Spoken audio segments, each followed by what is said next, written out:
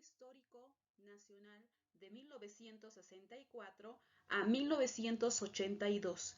Es un análisis sobre el aspecto político, económico, social y cultural y sobre todo las características de cada uno de los personajes que han gobernado mediante golpes de estados, es decir, gobiernos militares de facto en esta época. Anteriormente estábamos mencionando el protagonismo que van a ir teniendo cada uno de los presidentes que ingresan mediante golpe de Estado. Allí ilustrado en la imagen podemos observar a gran parte de los personajes que ingresaron al gobierno mediante golpe de Estado. Ahora, en esta parte podemos observar también que existe la intervención norteamericana, es decir, que el embajador norteamericano insiste al presidente Víctor Paz Estenssoro en la ejecución del Plan Triangular, en la ejecución más exacta de la segunda parte del Plan Triangular. ¿Y esta en qué consistía? No era más que el despido masivo de 6.000 mineros y la intervención de los militares hacia las minas. Posteriormente se lleva a cabo el golpe de Estado, precedido por el general René Barrientos Ortuño a Víctor Paz Estenssoro, el 4 de noviembre de 1964. Es por eso que René Barrientos Ortuño, más conocido como el Tata Barrientos, era amado por el sector campesino, más al contrario, despreciado por el sector minero boliviano. Este personaje, René Barrientos Ortuño, fue nacido en el departamento de Cochabamba, más exactamente en Tarata.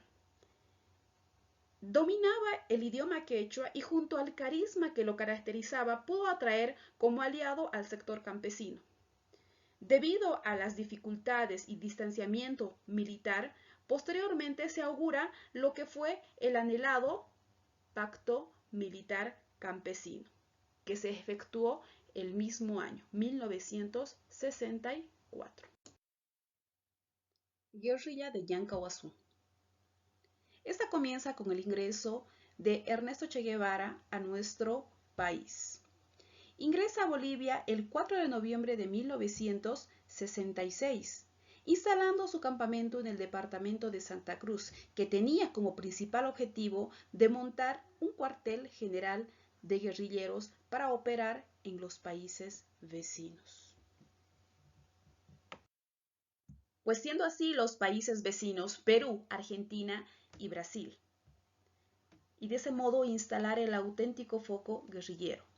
También tuvieron contacto con algunos partidos comunistas, mas sin embargo, todo este acontecimiento fue frustrado ya que el 8 de octubre de 1967 se llevó a cabo la captura del Che, Ernesto Che Guevara, y luego fue asesinado por el ejército. La masacre de San Juan. La dirigencia de los trabajadores mineros, en contacto con la guerrilla de Yancahuazú, inicia la campaña para enfrentar la represión al régimen de Barrientos. Esto lo expresan públicamente el apoyo que se lleva a cabo el 19 de abril de 1967 en una asamblea desarrollada en Catavi.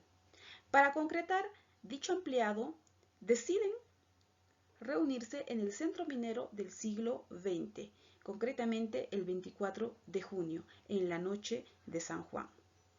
Sin embargo, mientras festejaban la acostumbrada y tradicional noche de San Juan, el ejército, para evitar dicho ampliado, ingresa en la madrugada a masacrar a los mineros. Como resultado de esta masacre, se tuvo alrededor de 87 asesinatos. Golpe de Estado por el general Alfredo Obando Candia. Una vez de que René Barrientos Ortuño fallece en un accidente aéreo, asume la presidencia su vicepresidente Luis Adolfo Siles Salinas. Es a quien Alfredo Obando Candia le da un golpe de Estado en septiembre de 1969 y asume el gobierno con una conciencia más nacionalista. Dentro de su gobierno se nacionaliza por segunda vez los hidrocarburos. Se abroga el Código Davenport. Se inicia relaciones con el bloque soviético y por el otro lado ingresa el Pacto Andino, legalizando también así lo que es la Central Obrera Boliviana.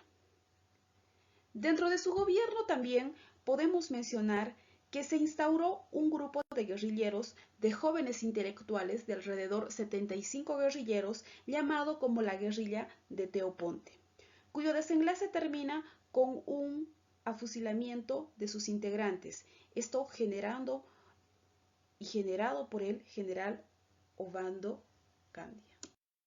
Juan José Torres, que fue presidente por un golpe de Estado efectuado a Alfredo Ovando Candia el 6 de octubre de 1970. Se produce un intento de golpe de Estado por parte de los militares de tendencia fascista hacia el gobierno de Alfredo Ovando Candia, pero este hecho fue nulo gracias a la resistencia de la Central Obrera Boliviana.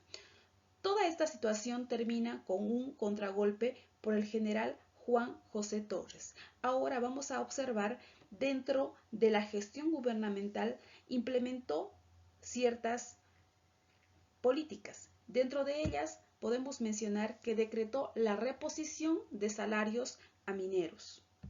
También instauró y redujo el número de burócratas que se instauraron en la Comibol y YPFB. Inauguró la planta de fundición de Vinto. También establece la congestión obrera estatal. Ofreció armas al pueblo.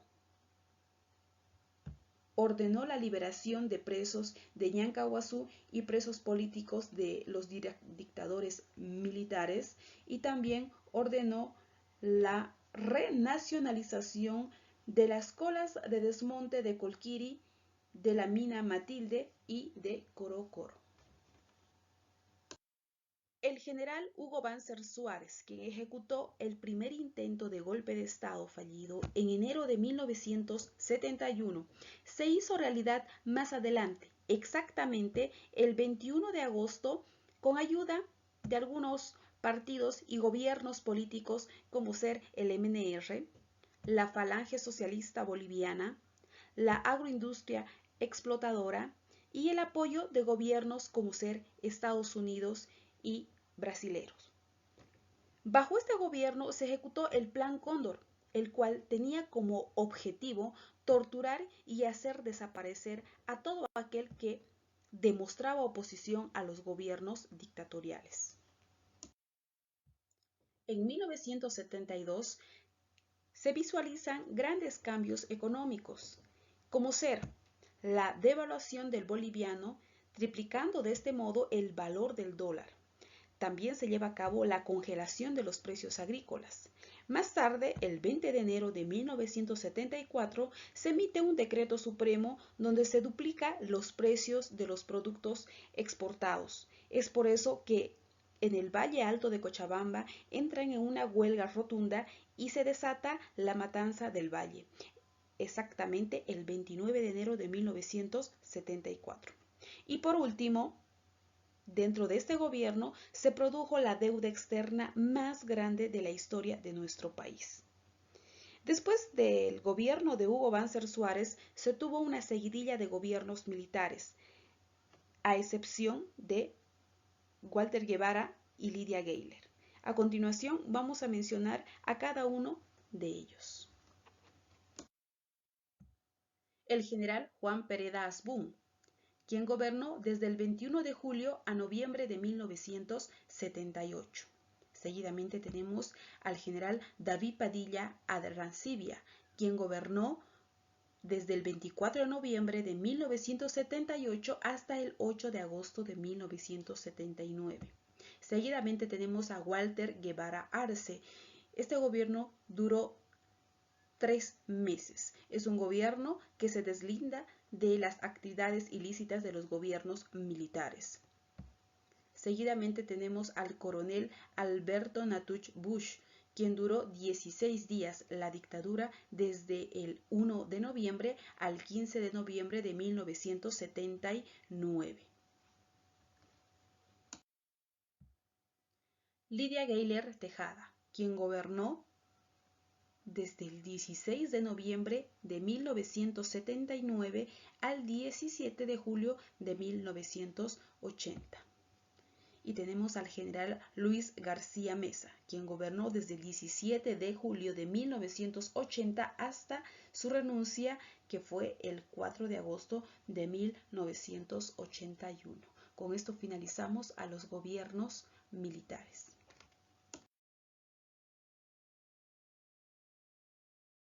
Periodo histórico nacional de